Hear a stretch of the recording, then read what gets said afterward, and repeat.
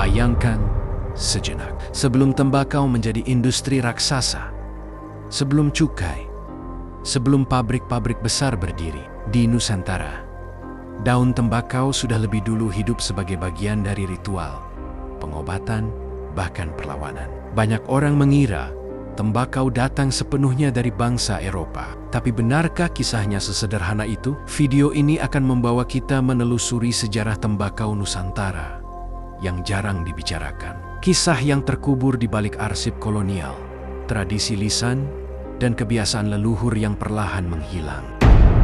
Sebelum tembakau dikenal luas, masyarakat Nusantara sudah terbiasa dengan tradisi mengunyah, membakar, dan menghisap tanaman herbal. Di berbagai daerah, daun sirih, pinang, dan kapur dikunyah sebagai simbol kehormatan. Kemenyan dan daun aromatik dibakar dalam ritual. Akar dan daun tertentu dihisap sebagai media meditasi dan pengobatan. Kebiasaan menghisap asap bukan hal asing bagi masyarakat Nusantara. Inilah yang membuat tembakau mudah diterima, bahkan cepat menyatu dengan budaya lokal. Versi populer menyebutkan, tembakau dibawa oleh bangsa Spanyol dan Portugis pada abad ke-16. Namun, ada fakta menarik yang jarang diungkap. Beberapa catatan pelaut Arab dan Persia menyebutkan adanya daun kering yang dibakar dan dihisap di pelabuhan Nusantara sebelum VOC berdiri. Ada dugaan tembakau masuk melalui jalur perdagangan Samudra Hindia. Pedagang Arab dan India berperan lebih besar dibanding yang selama ini diakui. Portugis hanya mempercepat penyebaran, bukan membawa dari nol. Artinya, tembakau bukan sekedar produk kolonial, tapi bagian dari arus global yang lebih tua. Di Jawa, tembakau dengan cepat masuk ke lingkungan keraton. Di Mataram Islam, tembakau digunakan sebagai simbol kejantanan dan ketenangan batin. Beberapa bangsawan memiliki ladang tembakau pribadi. Menghisap tembakau menjadi bagian dari laku tapa dan tirakat. Di wilayah Sunda dan Priangan, tembakau digunakan dalam ritual adat. Asap dipercaya sebagai media komunikasi dengan leluhur. Di Madura, tembakau bukan sekadar tanaman, tapi identitas sosial. Kualitas tembakau mencerminkan martabat keluarga.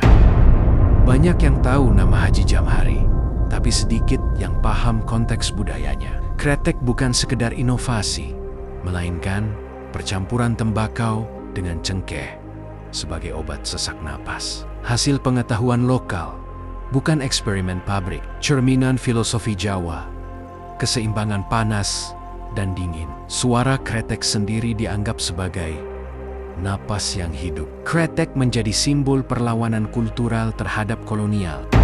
Ini bagian yang paling jarang dibahas. Di masa tanam paksa, petani tembakau sering menyabotase hasil panen. Daun kualitas terbaik disembunyikan untuk konsumsi lokal.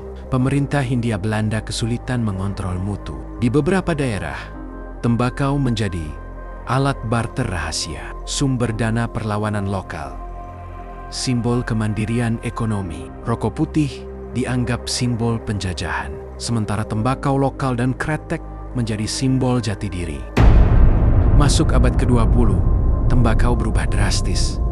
Dari tanaman ritual, obat tradisional, dan simbol budaya, menjadi komoditas industri, objek cukai, dan angka statistik. Banyak tradisi lama menghilang, seperti doa sebelum menanam tembakau, ritual panen, dan makna filosofis. Yang tersisa hanyalah produknya, bukan ruhnya.